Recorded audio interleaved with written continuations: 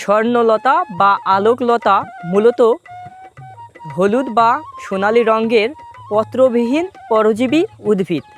আমি এখন স্বর্ণলতা বা আপনার আলোকলতা নামে পরিচিত এই লতাটি সংগ্রহ করছি। মূলত এটা এমন একটি আপনার ঔষধ সমৃদ্ধ গাছ, যদি কারো পেটে অনেক পরিমাণ কৃমির পরিমাণ থাকে সেক্ষেত্রে আপনারা এই স্বর্ণলতা বা আলোকলতার সাধারণত এগুলো আপনার বেটে সাধারণত এর রসটি পান করলে আপনার কৃমিগুলো মারা যাবে, প্লাস আপনার জন্ডিস এবং লিভারের মতো মারাত্মক রোগগুলোও সারতে সক্ষম এই আপনার পরজীবী উদ্ভিদ স্বর্ণলতা।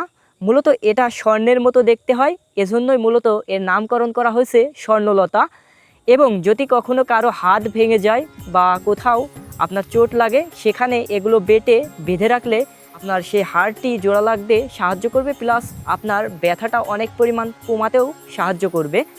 বিশেষ করে যদি এই গাছটি আপনার কোনো গর্ভবতী মেয়েরা সাধারণত খেয়ে থাকে এটার রস, তাহলে তার বাচ্চাটি নষ্ট হয়ে যাওয়ার সম্ভাবনা থাকে। তাই অবশ্যই চিকিৎসকের পরামর্শ নিয়ে সাধারণত এই রসটি খাবেন।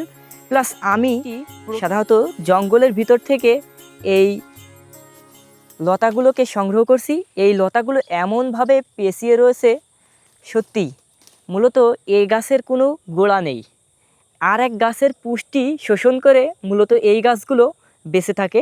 এই গাছগুলো যদি আমি অন্য কোথাও নিয়ে গিয়ে ফেলে দিই সেখান থেকে আবার কিন্তু এ প্রজন্ম বৃদ্ধি করবে, সেখানেও কিন্তু এ গাছ হিসাবে স্বয়ংসম্পূর্ণ হতে সক্ষম।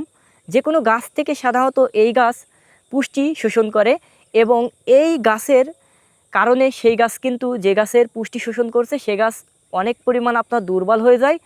আর এই গাছ সাধারণত ঔষধ প্রয়োগ করলেও কিন্তু এই গাছের মরণ নেই। এ সাধারণত অমর একটি গাছ, যেখানেই ফেলবেন সেখানেই আপনার গাছে রূপান্তরিত হয়ে যায়।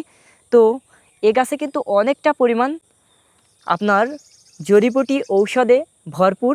তো যারা লিভারে আক্রান্ত বা জন্ডিসে আক্রান্ত হন এবং কৃমি সাধারণত নিয়ন্ত্রণে আনতে চান তারা কিন্তু এই গাছটি আপনার ব্যবহার করতে পারেন। তো এই মূলত স্বর্ণলতা গাছে প্রচুর পরিমাণ আপনার মহান আল্লাহ পাক রব্বুল আলামিন এ গাছে আপনার সাধারণত উপকারিতা বিদ্যমান রেখেছে। তো যারা আপনার এই সকল রোগগুলোতে আক্রান্ত আছেন তারা কিন্তু এই গাছটি ব্যবহার করে দেখতে পারেন, খুবই উপকারী একটি সমৃদ্ধ গাছ।